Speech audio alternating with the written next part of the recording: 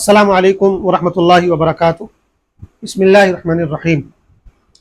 وعن ثوبان رضی اللہ عنہ قال قال رسول اللہ صلی اللہ علیہ وسلم طوبى لمن ملك لسانه ووسعه بيته وبكى على خطيئته رواہ الطبرانی فی الاوسط والصغیر وحسن اسنادہ۔ حضرت ثوبان رضی اللہ تعالیٰ عنہ سے روایت ہے کہ رسول اللہ صلی اللہ علیہ وسلم نے ارشاد فرمایا، مبارک ہو اس شخص کے لیے اور سعادت کی بات ہے اس شخص کے لیے، خوش نصیب ہے وہ شخص جس نے اپنی زبان پر کنٹرول رکھا، جس نے اپنی زبان کو قابو میں رکھا اور جس کا گھر اس کے لیے کشادہ ہو گیا، اور جو اپنے گناہوں پر روتا ہو۔ یہ حدیث امام طبرانی نے اپنی کتاب المعجم الاوسط اور المعجم الصغیر میں نقل کی ہے اور اس کی سند کو حسن قرار دیا، یعنی گویا کہ درست حدیث ہے، ٹھیک حدیث ہے۔ اس حدیث میں حضور پاک علیہ الصلوۃ والسلام نے 3 چیزوں کا ذکر کیا ہے اور ایسے شخص کو گویا کہ مبارک، خوش نصیب اور سعادت بخت قرار دیا ہے جس کے اندر یہ 3 چیزیں پائی جائیں۔ پہلی چیز تو یہ کہ من ملک لسان، وہ شخص جس نے اپنی زبان کو قابو میں رکھا۔ مختلف حدیثوں سے یہ معلوم ہوتا ہے کہ انسان کے لیے سب سے زیادہ جو تباہ کن چیز ہے وہ اس کی زبان ہی ہے۔ انسان کو سب سے زیادہ جہنم میں لے کر جانے والی چیز جو ہے وہ انسان کی زبان ہے۔ حدیثوں سے معلوم ہوتا ہے کہ انسان کو 2 چیزیں سب سے زیادہ جہنم میں لے کر جائیں گی، ایک انسان کی شرمگاہ اور ایک انسان کی زبان۔ اس لیے حضور پاک علیہ الصلوۃ والسلام نے ایک حدیث میں ارشاد فرمایا کہ اگر تم مجھے ان 2 چیزوں کی گارنٹی دے دو، ضمانت دے دو کہ ان کا غلط استعمال نہیں کرو گے، ایک شرمگاہ کا اور دوسری زبان کا، تو میں تمہیں جنت کی گارنٹی دیتا ہوں۔ اسی طرح حضور پاک نے یہ بھی فرمایا کہ کبھی کبھی انسان کو اندازہ نہیں ہوتا لیکن اس کی زبان سے کوئی ایسا کلمہ نکل جاتا، کوئی ایسی بات نکل جاتی ہے جو اس کو جہنم کے گہرے گڑھے میں گرا دیتی ہے۔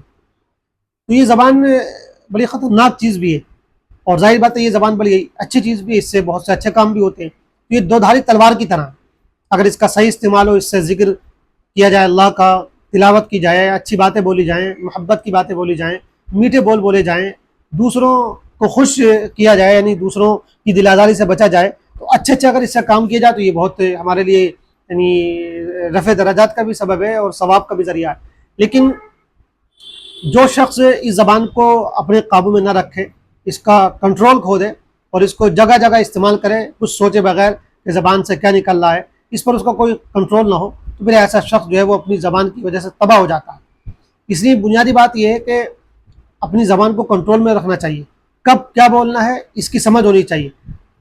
اس لیے حدیثوں سے یہ بھی معلوم ہوتا ہے کہ زیادہ بولنا کوئی اچھی بات نہیں ہے، بلکہ انسان کی خاموشی جو ہے وہ اس کے لیے نجات کا ذریعہ ہوتی ہے۔ انسان کو زیادہ تر خاموش رہنا چاہیے، جب بھی بولے تو کوئی کام کی بات بولے۔ اس میں ہمارے لیے بڑا سبق ہے، بعض لوگ جو ہے وہ اپنی زبان کے غلام ہوتے ہیں، کیونکہ بولنا یہ انسان کو اچھا لگتا ہے۔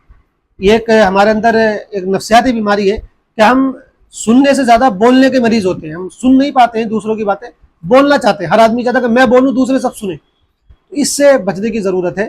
آدمی کو بولنے سے زیادہ سننے کا حوصلہ رکھنا چاہیے، تو وہی آدمی سننے کا حوصلہ رکھے گا جو اپنی زبان پر کنٹرول رکھتا ہو۔ تو جس نے اپنی زبان کو کنٹرول میں کر لیا، یعنی اس نے اپنی زبان کو کنٹرول میں کر لیا کہ وہ اس سے غلط بات نہیں نکالتا ہے، اس سے کسی کا دل نہیں دکھاتا ہے، اس سے کوئی غلط جملہ نہیں نکالتا ہے، اس طرح جس نے اپنی زبان کو کنٹرول میں کر لیا، جو گویا کہ جب بھی وہ بولے تو تول کر بولتا ہے، تو پھر ایسا شخص خوش نصیب ہے، اور ظاہر بات ہے اس کی خوش نصیبی میں کیا شک ہو سکتا ہے۔ تو ایک بات تو یہ ارشاد فرمائی حضور پاک علیہ الصلوۃ والسلام نے کہ خوش نصیب ہے وہ شخص، مبارک ہے وہ شخص جس نے اپنی زبان کو کنٹرول میں کر لیا، اپنے قابو میں کر لیا۔ اور دوسری بات آپ نے ارشاد فرمائی کہ جس کا گھر اس کے لیے کشادہ ہو گیا۔ اس کے 2 مطلب ہو سکتے ہیں، ایک تو یہ کہ جو اپنے گھر میں ہی رہتا ہے، فالتو باہر نہیں گھومتا ہے، جس کو چونچ لڑانے کی عادت نہیں ہے، جو ادھر ادھر جو ہے مٹر گشتیاں نہیں کرتا پھرتا ہے، بلکہ اگر باہر جاتا بھی تو اپنے کام سے جاتا ہے، لیکن زیادہ تر وقت جو ہے وہ اپنے گھر میں گزارتا ہے، اللہ اللہ کرتا ہے، اپنے بیوی بچوں میں رہتا ہے، گھر والوں میں رہتا ہے، اپنے کام کرتا ہے، تو جس کا گھر اس کے لیے کافی ہو گیا، اس کے لیے کشادہ ہو گیا، اس کے لیے جس کے گھر میں گنجائش ہو گئی، یعنی وہ اپنے گھر میں ہی رہے زیادہ تر، الا یہ کہ کوئی ضرورت ہو تو باہر جائے۔ وہ ہے کہ باہر نکلنا انسان کے لیے ایک طریقے سے دیکھا جائے تو بہت سے گناہوں کا سبب ہوتا ہے۔ باہر جا کر انسان سے بد نظری ہوتی ہے، باہر جا کر انسان کو کبھی کبھی جھوٹ بھی بولنا پڑتا ہے، جھوٹ بولتا ہے انسان. تو زیادہ تر جو گناہ ہوتے ہیں آپ غور کیجیے گا تو گھر کے باہر ہی ہوتے ہیں. جب انسان گھر کے اندر رہے گا اور کام ہی سے باہر جائے گا تو زیادہ تر وہ گناہوں سے بچا رہے گا. تو یہ بھی انسان کی خوش نصیبی کی بات ہے کہ وہ اپنے گھر کے اندر زیادہ سے زیادہ رہے اور باہر صرف ضرورت سے جائے. اور دوسرا اس کا مفہوم یہ بھی ہو سکتا ہے کہ جس کا گھر کشادہ ہو، کافی بڑا ہو، یہ گھر تنگ نہیں ہونا چاہیے. چنانچہ بعض روایت میں یہ معلوم ہوتا، بعض روایت سے، کہ حضور پاک علیہ السلام نے اس بات کو خوش نصیبی قرار دیا ہے دنیا کے اندر کہ انسان کو کشادہ گھر ملے. تو کشادہ گھر یہ انسان کی خوش نصیبی کی بات ہے. آج کل ایک چیز جو بہت یعنی بدلنے کی ہے وہ یہ کہ ہمارے یہاں آج کل گھروں میں پیسہ بہت لگایا جاتا ہے. آپ دیکھیے کہ لوگ جو ہے 50 گز کا 60 گز کا پلاٹ لیں گے، 100 گز کا پلاٹ لیں گے اور پھر گھر بنانے میں، گھر کی تعمیر میں، کنسٹرکشن میں بہت پیسہ لگاتے ہیں. 70 گز کا 80 گز کا پلاٹ لیا اور اس میں بنانے میں جو ہے 25-30 لاکھ روپے لگا دیے. یہ ہمارے خیال میں یہ مناسب چیز نہیں ہے. کوشش اس بات کی کرنی چاہیے کہ زمین زیادہ ہونی چاہیے.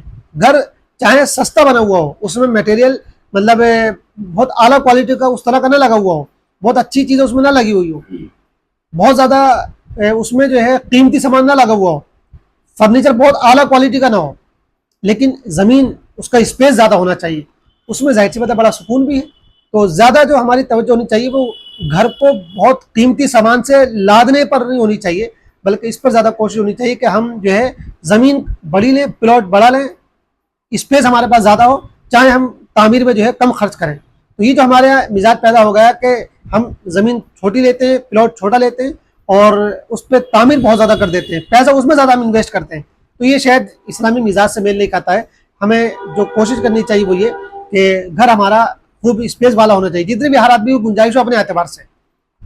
تو یہ خوش نصیبی کی بات ہے کہ انسان کو کشادہ گھر مل جائے. بھائی کشادہ گھر ہوتا ہے تو ہوا اچھی آتی ہے، آدمی کو سانس لینے کا موقع ملتا ہے، گرمی سے بھی بچا رہتا ہے، بیوی بچوں کو بھی جو ہے آسانیاں رہتی ہیں، بچوں کو کھیلنے کا بھی کچھ موقع مل جاتا ہے. تو یہ بھی انسان کی خوش نصیبی کی بات ہے.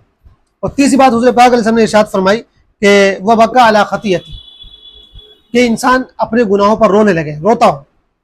یہ بھی بڑی اہم بات ہے. ظاہر بات ہے جس کو اپنے گناہوں پر، اپنی غلطیوں پر رونے کی توفیق مل جائے تو اس کی خوش نصیبی کے کیا کہنے. کیونکہ جب وہ گناہوں پر روتا ہے تو اس کا مطلب یہ ہے کہ اسے ہمیشہ اللہ کی یاد رہتی ہے، اسے ہمیشہ اپنے گناہوں کی فکر رہتی ہے، تبھی تو وہ گناہوں پر روتا ہے، تبھی تو اللہ سے معافی مانگتا ہے. گناہوں پر رونے سے مراد یہ ہے کہ وہ اپنے گناہوں کو دیکھے کہ کیا اس سے گناہ ہوئے، پھر وہ اللہ سے معافی مانگے، روئے، توبہ کرے، استغفار کرے. ظاہر بات ہے اللہ تعالیٰ کو گناہوں سے اتنی نفرت نہیں ہے جتنا گناہوں پر ضد کرنے سے، جتنا گناہوں پر اصرار کرنے سے. اللہ تعالیٰ گناہ گار کی طرف تو دیکھتے ہیں انتظار سے کہ کب وہ پلٹ کر آتا ہے. ایسا شخص جس کو اپنے گناہوں پر رونے کی توفیق مل جائے، توبہ کی توفیق مل جائے، اس کی ظاہر سی بات ہے خوش نصیبی میں کوئی شک نہیں ہے. اس کے بھی مقابل جو گناہ بھی کرے اور پھر وہ روئے نہیں، آنسو نہ بہائے، اس کو توبہ کی توفیق نہ ملے، تو ظاہر بات ہے ایسا شخص تو بہت بد نصیب ہے اور بدبخت ہے کہ گناہ بھی کر رہا ہے اور اس کو توبہ کی بھی توفیق نہیں مل رہی ہے. تو یہ تین چیزیں بیان کی گئی اس حدیث میں کہ جس شخص کو یہ تین چیزیں حاصل ہو جائیں تو وہ شخص بڑا خوش نصیب ہے اور بڑا مبارک ہے. اللہ تعالیٰ سے دعا کریں کہ اللہ تعالیٰ ہم سب کے اندر بھی یہ تینوں چیزیں پیدا فرمائے، ہمیں بھی اپنی زبان کو کنٹرول میں رکھنے کی توفیق عطا فرمائے، ہمیں بھی کشادہ گھر نصیب فرمائے اور ہمیں بھی اپنے گناہوں پر رونے کی توفیق عطا فرمائے. آمین. والسلام علیکم ورحمۃ اللہ وبرکاتہ.